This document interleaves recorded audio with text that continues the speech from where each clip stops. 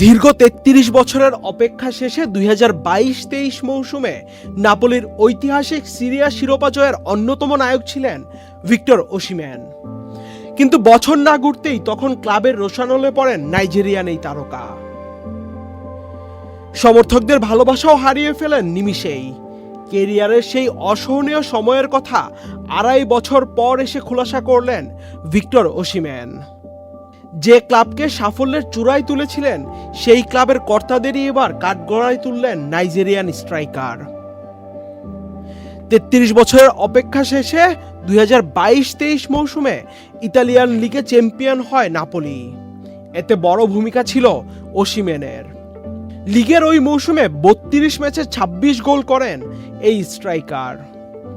২০২৩ সালে আফ্রিকার বর্ষসেরা ফুটবলারের পুরস্কারও জেতেন তিনি।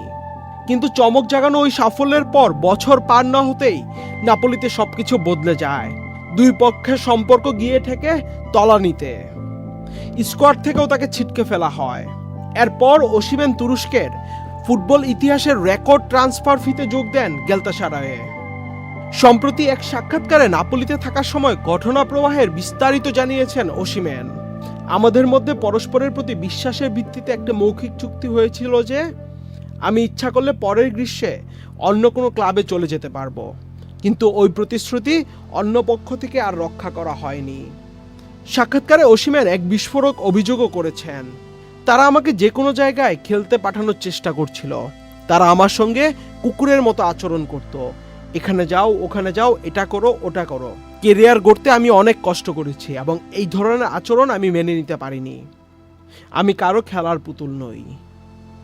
আহমেদ শাফি, চ্যানেল আই।